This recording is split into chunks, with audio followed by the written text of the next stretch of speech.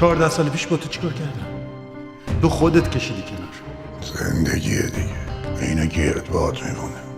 همه تلاشتو میکنی برگردی جای قبلیت که یه طوفان دیگه شروع میشه. کل زندگی همینه، در اومدن یه طوفان، افتادن توی طوفان دیگه. شروع نکن مشفق. خواهی نخواهی شروع شده. اون موقع واسه متهم کردن امیر، حالا هم واسه خلاص کردن قاتلش. تو آدمی نیستی که به همین راحتی یا بیخیال بشی. مشفق تو هیچ وقت به من دروغ نگفتی. اگه قرار باشه با آبروی من بازی کنه پای زنش وسطه. اگه بخوای تو این زمین بازی کنی، اون موقع میترسم اتفاقی بیفته که در شأن من نیست. عاشق شدی؟ چته تو؟ دختره ارزششو داره، تو انقدر خودتو داری با آب آتیش میزنی. دنبال چی میگردی تو؟ معجزه عشق؟